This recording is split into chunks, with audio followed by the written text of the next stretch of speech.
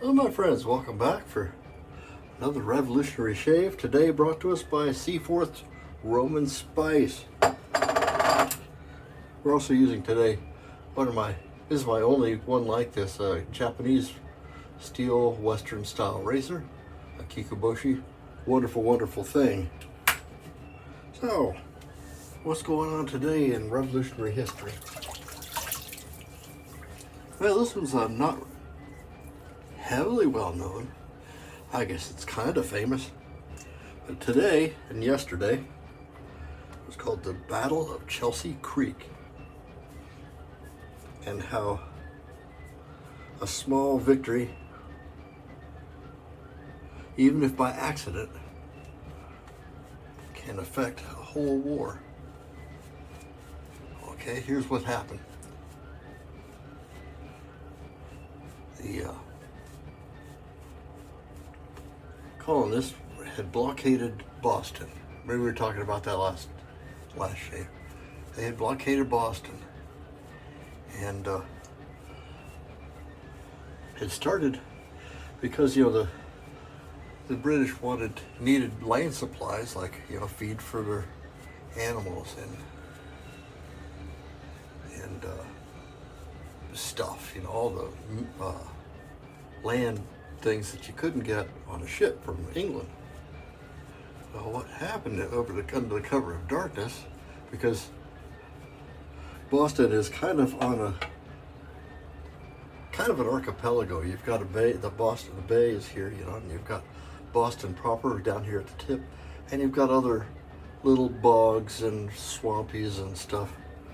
Well, colonists started moving all the straw and hay and animals off of those little islands and stuff onto the mainland and taking them away where the British couldn't get to them. Started burning barns and stuff. Well,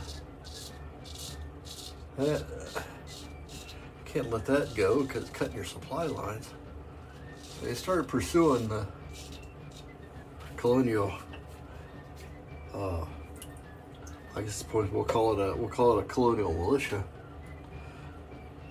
up little creeks and rivers across the wetlands there. And Chelsea Creek, they sent a little warship up Chelsea Creek pursuing the colonists, hoping to cut them off and then gather up what they had taken, and was transporting to the mainland that the British couldn't have, so that they'd have these supplies.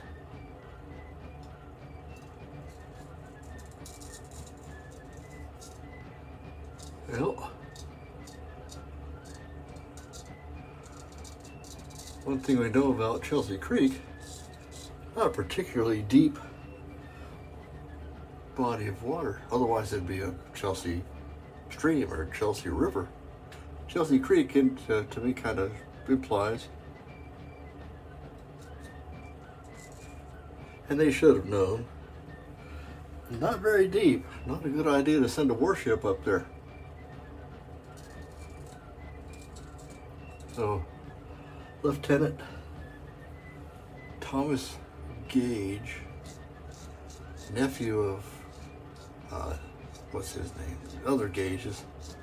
There's a lot of nepotism at that time, because you bring in people you can trust, and you can trust family usually.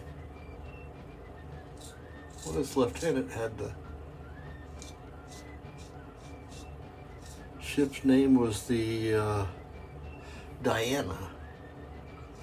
Had the Diana chasing them up this stream.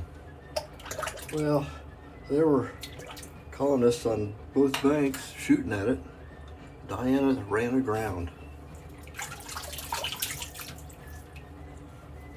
They didn't think about how shallow that would be. They were kind of busy fending off a colonial fire. Well, they got stuck. Of course, they couldn't phone up support. They had to send runners back or maybe some boats, rowboats, but of course you got people shooting at you from both banks, so between volleys, you make a few, so it would take a few hours for them to get maybe a rescue effort. Well, they sent back a couple other boats, rowboats, and attempted to tow the Diana into a little bit deeper water. Well, all this time, the colonials shooting at them. Of course, eventually they gave it up as a bad idea. They couldn't get the Diana deeper water. So they pulled all their personnel off the ship and left it there. And the colonials then captured a handful of guns, a little bit of powder, some shot from the ship Diana, and set it on fire. Well, you know, at that time, the British Navy was the most powerful force on the planet.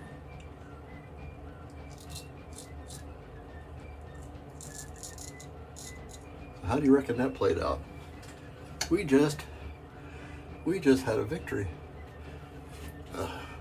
naval victory against the British Navy. Look at us go! What a shot in the arm that was for morale-wise, huh?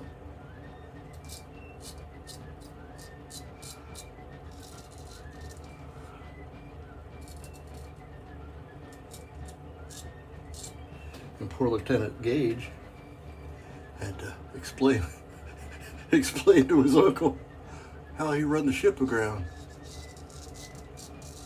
Bless his heart. That's a second. They call it a major victory. First naval victory, and they played it up as a big deal, because it kind of was. Because up until that point, like I said, that British Army and British Navy, very, very formidable. Pretty much pinning the colonists' ears back this whole time. So a moral victory, or a small, even if it was accidental victory, really kind of solidified this body of colonists. And it's all happening at the same time over the place. Meanwhile, Continental Congress still holding out hope that they might have a diplomatic settlement. And you know, my wife and I were talking about this. If this were today, probably wouldn't have blossomed into a full-on revolution. You don't think? I don't think. Because the Parliament said, "Oh, you guys, we're gonna cut your taxes this way. You got to tax yourself to pay." But were it not for Lexington and Concord, that might have gotten accepted. Well, it's going to happen more and more between now and when we actually do declare ourselves independent. Interesting story, though, about the Battle of Chelsea Creek. It's also known, what else is it known as? Also known as the Battle of Nautilus Island, Battle of Hog Island, and the Battle of the Chelsea Estuary. Chelsea Creek and Estuary, because of the way that area of land was. Great history again. Had a wonderful shave. Thank you guys for putting up with me and listening to these stories. Leave a like if you like this kind of content. Subscribe if you're so inclined. I'm Major Rich. You find me at theshavingcodger.com. Everybody find me on my YouTube channel, Safety Cat Studios. Thank you so much for watching. We'll see you next time.